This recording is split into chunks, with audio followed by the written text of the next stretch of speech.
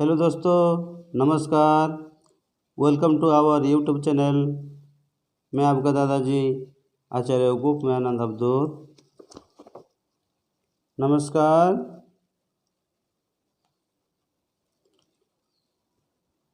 Today topic, खुद पर विजय पाएं।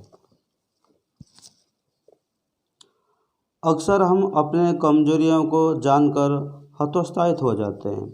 हम अपने सारे कार्य छोड़कर बस यह विचार करने लगते हैं कि हमारे भीतर ये कमजोरी क्यों है। यदि आप अपने कमजोरियों को जानकर दुखी होते हैं तो इसका अर्थ है कि अपने हार स्वीकार कर ली। स्वयं को इतना सुदृढ़ बना लें कि हार पर रोने के बजाय आप स्वयं का विश्लेषण कर सकें। रचनात्मक आत्मविश्लेषण की सहायता से ही व्यक्ति स्वयं को दृढ़ करने में सक्षम हो पाता है। जो लोग अपनी विश्लेषणात्मक बुद्धि का उपयोग नहीं करते वे अंधे व्यक्ति के समान हैं। उनका सहज आत्मज्ञान अज्ञानता से ढक जाता है, इसलिए ऐसे लोगों का जीवन दुख भरा होता है। ईश्वर ने हमें अज्ञानता की चादर हटाकर अपने अंतर्ज्ञान को प्रकट करने की शक्ति दी है। ठीक वैसे ही जैसे उन्होंने हमें अपनी पलकों खोलकर प्रकाश को देखने की शक्ति दी है। किसी भी व्यक्ति को प्रत्येक रात्रि सोने से पहले आत्मनिरीक्षण करना चाहिए। दिनचर्या को एक कागज पर नोट कर अपने सामने रख लें।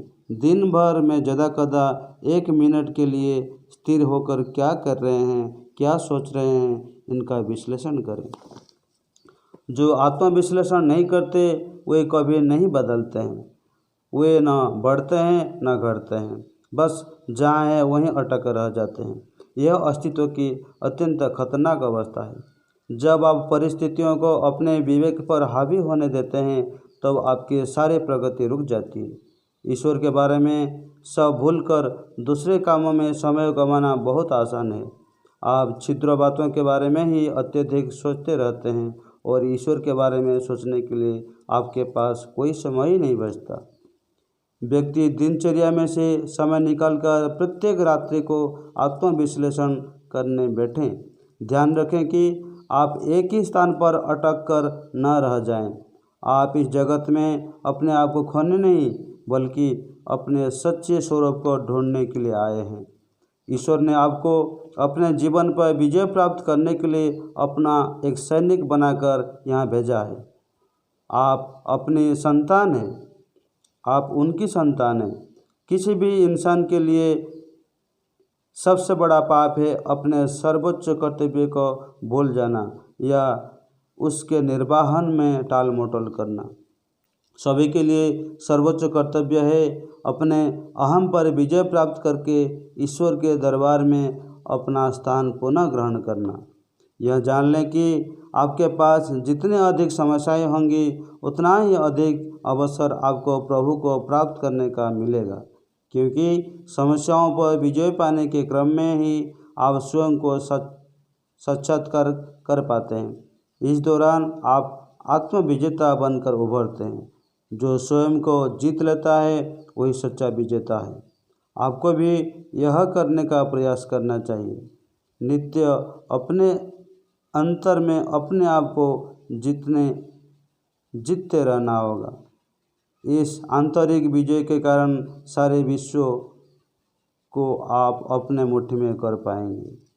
यदि व्यक्ति अपने आप को जीत नहीं पाता है, अपने आप को कमज़ोर समझता है, वही व्यक्ति कभी भी आगे नहीं बढ़ पाता है। इसलिए व्यक्ति को हर मुहूर्त हर समय आत्मविश्लेषण करना चाहिए। किसी भी परिस्थिति में रहे खुद को जाने और अपने आप को जानने के लिए प्रयास करें। यदि आप खुद को जान पाएंगे तो खुदा को जान पाएंगे। यदि आप खुद को नहीं जान पाएंगे तो खुदा को भी नहीं जान पाएंगे। इसलिए खुदा को जानने से पहले खुद को जानने का प्रयास करें। जब आप इसी अवस्था में पहुंच जाएंगे तो आपका अंदर में एक सच्चा भावना जगेगी और ईश्वर ने आपको जिस उद्देश्य के लिए धरित्री में भेजा है आप उसी उद्देश्य को पूर्ति करने में सक्षम हो पाएंगे। यदि नहीं कर पाते हैं तो केवल मनुष्य पशुवत आया है और पशुवत चला जाएगा।